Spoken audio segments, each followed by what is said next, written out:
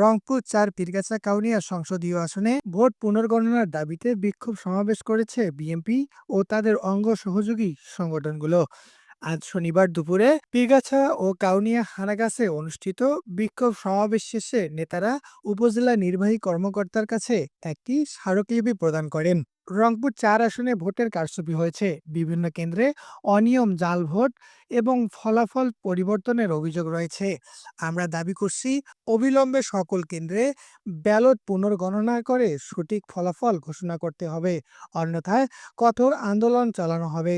12 তারিখে ভোট হওয়ার পরে ভোটে যখন অসঙ্গতি দেখা দিয়েছে ভোট গণনার ক্ষেত্রে, সেক্ষেত্রে গতকাল আমাদের প্রার্থী এবং আমাদের পীরগাছা এবং কাউনিয়া উপজেলার নেতৃবৃন্দ ডিসি সাহেবের সঙ্গে দেখা করতে গিয়েছিলেন।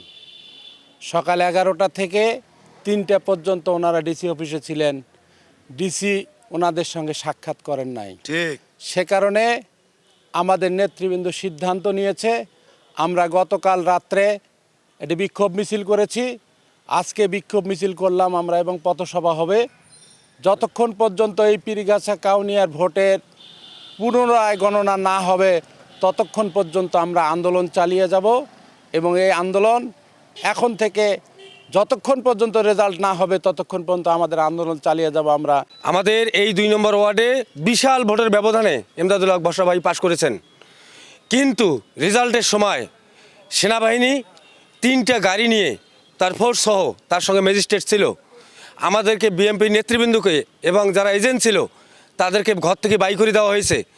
এবং বাই করে দেওয়ার পরে যখন আমার এজেন্ট ছিল তারা বলছে আমার রেজাল্ট দেন, রেজাল্ট শিট দেন, ওনারা বলছেন কোনো রেজাল্ট শিট হবে না। এই কথা বলে বিএনপির নেতৃবৃন্দকে জোর করে লাঠি পেটা করে বাই করে দিয়ে ওরা রেজাল্ট না দিয়ে এখান থেকে বাইরে চলে গেছে, যার জন্য আমাদের পীরগাছা উপজেলা এবং কাউনিয়া উপজেলায় আমাদের এমদাদুল হক বর্ষা ভাই বিশাল ভোটের ব্যবধানে পাশ করেছেন। তারপর অন্নদানা করে 1 নম্বর ওয়ার্ড এখানে যখন আবার এনসিপির যে আমার কলিমার্কা এই ব্যালট যখন হিসাব করা হলো, পুনরায় আবার একটা করে ব্যালট হিসাব করার জন্য আমরা বললাম, তখন হিসাব করে দেখা যায় প্রতিটা ব্যালটে আমাদের ধানের শীষের 15টা 20টা করে সেখান থেকে ব্যালট বাই হয়েছে। যখন আমরা বললাম যে ভাই এটা এই রেজাল্ট আমরা মানি না, তখন আমাদেরকে ধাক্কা দিয়ে ঘর থেকে বাই করে পুলিশ প্রশাসন সহ গাড়িতে উঠে ওরা পীরগাছায় আবার চলে আসছে। উপজেলার নির্বাহী কর্মকর্তা দেবাশিস বসাক স্মারকলিপি গ্রহণ করার পর আশ্বাস দেন বিষয়টি সংশ্লিষ্ট কর্তৃপক্ষের কাছে পাঠানো হবে। বলতে চাই, তারা স্মারকলিপি দিতে কিছুক্ষণ আগে এসেছিল, আমি স্মারকলিপি পেয়েছি। আর এই স্মারকলিপি আমরা ঊর্ধ্বতন কর্তৃপক্ষের কাছে পাঠিয়ে দিব, তারপরে তারা যেরকম সিদ্ধান্ত নেবেন সেটা।